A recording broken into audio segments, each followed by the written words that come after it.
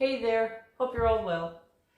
I wasn't going to jump on today, but decided I am because being Canadian, I think we need to keep going from where the pandemic led us with gardening. This is Greta's Garden, a gardening channel, and when the pandemic, gardening rose and it was brilliant to see everywhere. They called it pandemic gardening. Well, I think after yesterday we realized that we can't stop either. And all the benefits that there is for us for gardening, both mentally and physically, and just the joy of it. But it's also, for me, it's very important to supply food for myself. And I think we all really need to up our game on that this year, just to make sure that we can all stay afloat with the prices that we expect to be coming, and keeping ourselves healthy. So in keeping with that, I am going to kick it up. I don't get anything out of these videos, but the joy of sharing and puttering around. But I think I'm going to get more succinct on what I grow when. So I'm going to start today. This is February, and it's time for me to start thinking of those long season crops that I need to indoor start seeds to ensure that they have the long life necessary for them to reach full fruition. So I've got 4 of those right now that I do in February, only 4. Because they just won't make it for me if I don't start them now. February is still very early for me. My last frost date, I'm zone 5B, and my last spring frost date is around the end of May. But these will sit and grow perfectly indoors till it's time to get them out at a nice size. So first up is leeks. You start them 12 to 14, or I do, 12 to 14 weeks out, because I plant them 2 weeks earlier out there. Before my last spring frost. Now, I grow Rally. These leeks are an F1 hybrid. F1 simply means fenial one child. So it's a child, if you will, of 2 different parent plants to make something usually hardier, better, more resistant. And in this case, it's more bug resistant, more disease resistant. And they're usually nice and uniform, just to make it better. So I don't have any problems with hybrids, though I grow, a wide variety. But I stick with what works, and I know these work for me. They grow beautifully. Leeks are, you want to check the viability of your seeds if you have some hanging around. I had to buy new ones, F1 hybrid. The downside is they're more expensive. And you don't usually get even as many seeds. So I had to get 2 packs this year to make sure. I try to get 50 leeks outside. But if you have some hanging around, onion seeds after a year to 2, I would probably chip them to make sure that they're still viable if they're hanging around in your seed bags and boxes. Leeks are about 2 to 3 years. So if it's getting to the 3rd year, you want to check your seeds to make sure they're viable. I use mine all up because they're hybrid. I don't have a whole batch here. And they mature in 80 days. By the way, leeks can be a winter or summer variety. These are a summer Rally. And that's because of my short season. So that's why I'm starting them now. You can also start the winter variety a little later.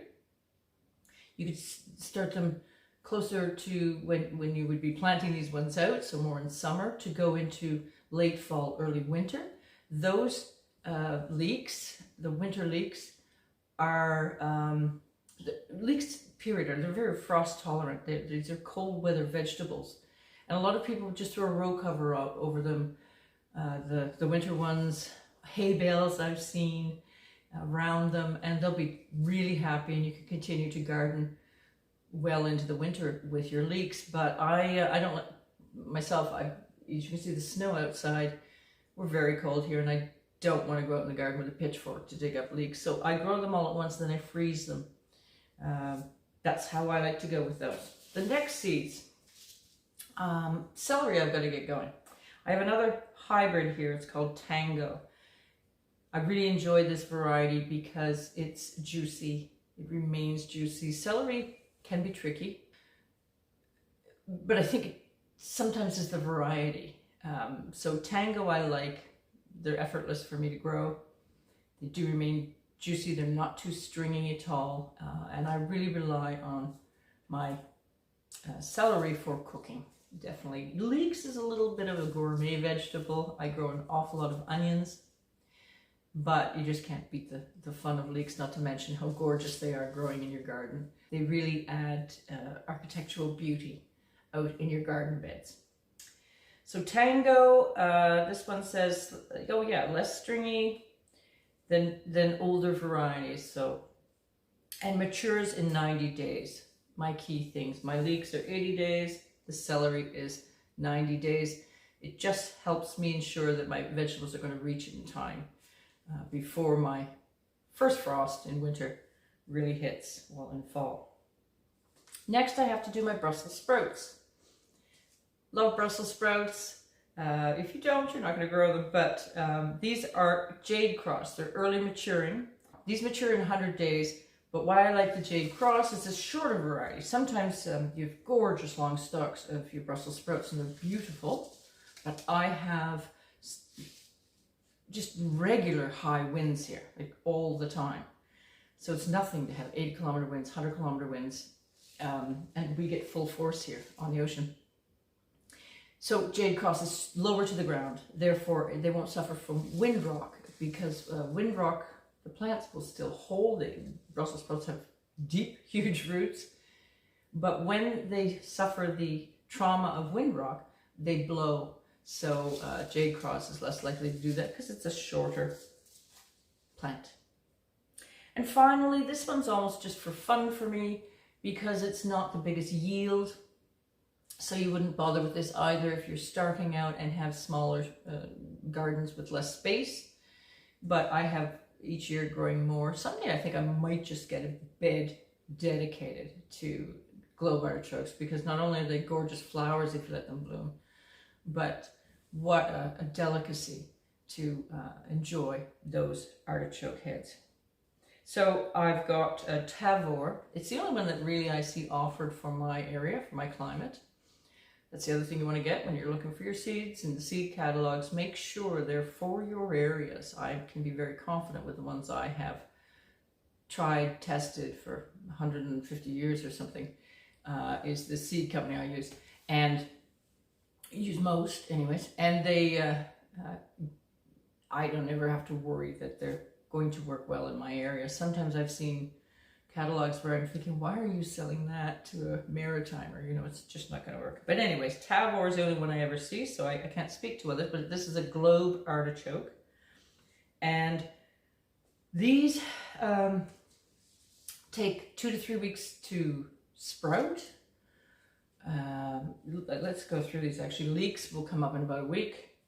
Celery takes 2 to 3 weeks to come up, so don't think you've done something wrong if you don't see them right away. Brussels sprouts will come up in about 7 days. And the artichoke takes a long time. And then I have to do vernalization, which is putting them through a cold phase before they go in the garden. They need to think they're going through winter here to produce the beautiful globe artichoke. So that's the 4 that I'm starting with. If you have any questions, let me know. But let's grow Canada. Let's get those healthy vegetables that you can be confident are, you know, at the peak nutrition, no pesticides, all organic, in your gardens, and save you money. I think we're going to need it. I will do a video in mid-February when I actually start these seeds. So please subscribe to follow along as we all journey together. Share below what vegetables you're starting in February because we can all learn from each other. Well, that's all for now. Thank you so much. Take care. We'll see you soon.